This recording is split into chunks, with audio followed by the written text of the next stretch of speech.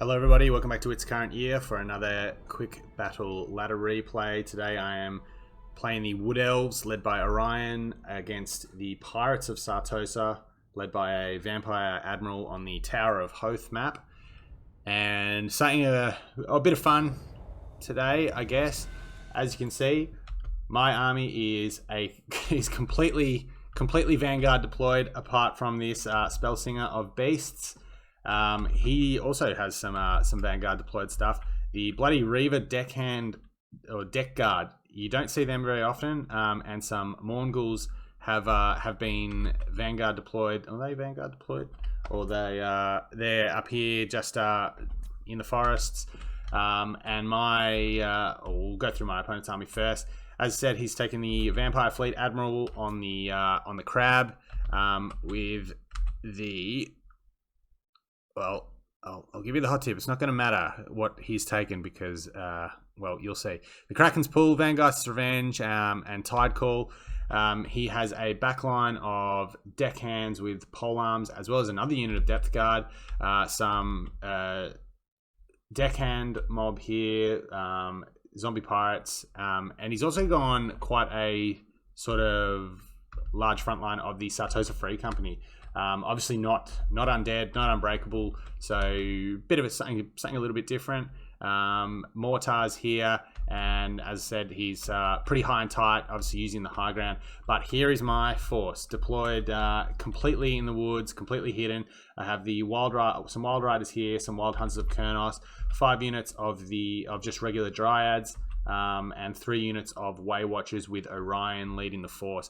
And this is basically exactly what I was hoping for. You know, even if he deployed over here, you know, basically the element of surprise for my complete Vanguard build would have been lost somewhat, and I would have had to trudge across it over here, giving him time to rearrange his lines.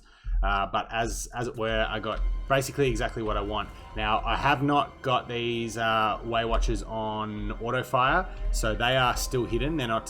So he has no idea where they are yet. They will stay hidden. I'm going to bring them out here because I see obviously his lord here, and I think, you know, that's a pretty juicy target. You can get their lord down, stuff like that pretty early.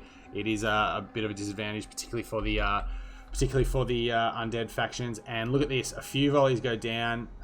He's spreading his forces out, still in a bit of disarray, and I'm keeping everything else hidden just at the moment. I'm not going to bother just, you know, revealing everything just yet. Orion's going to come out and throw a few things in, and look at the damage. A full volley from all those Way Watchers goes down.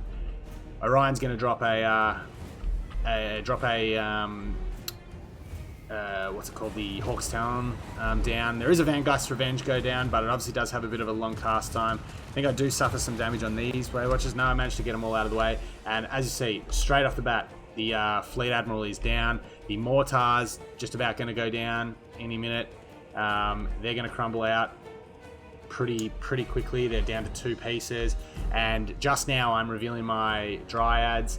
And I know that basically, with the exception of the with the depth guard that he's got here, you know, Dryads are going to chew through Free Company pretty nicely. They're going to chew through deckhand mobs.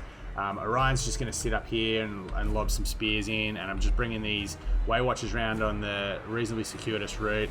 I've got the Wild Riders out here, just ready to sort of get around the back and try and get into his gunnery mob with handguns.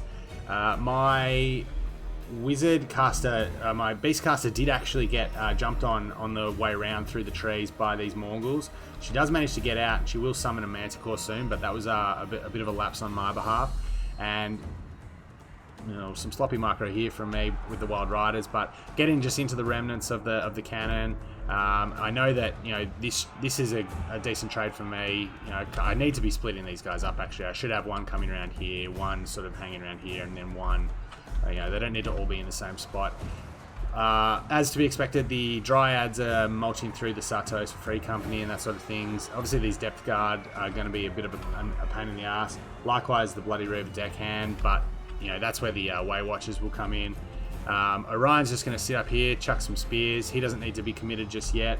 I'm getting the Wild Riders around the back into the handguns here, knowing that that's an effective way for him to take out obviously my sort of damage dealers and my value targets.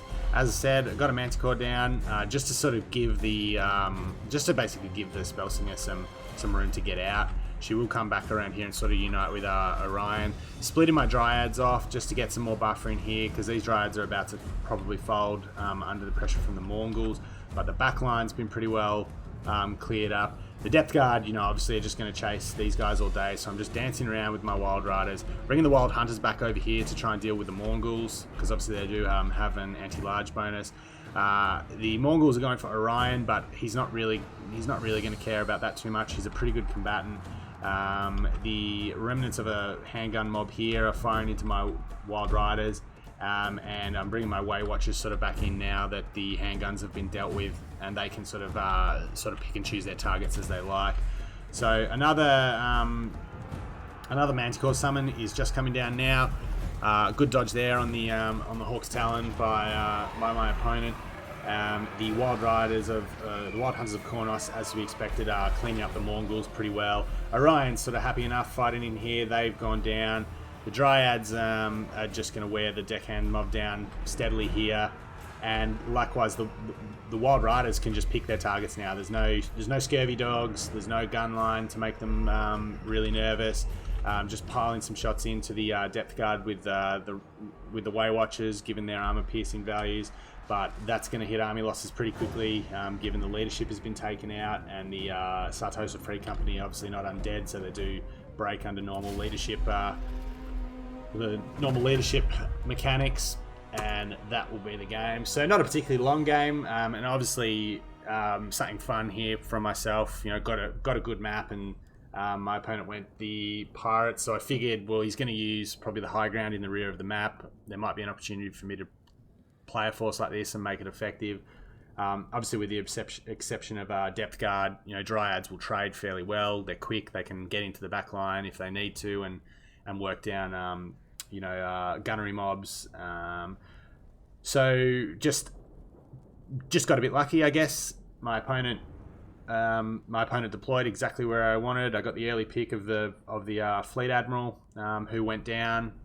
The Way Watchers really had no pressure put on them because, as I said, no scurvy dogs, no anything like that. So I think I lost one unit model off this guy, and then these two have been absolutely untouched. The Wild Riders had their pick of the fight, and all the Dryads had to do was just mulch through the front line and keep them occupied.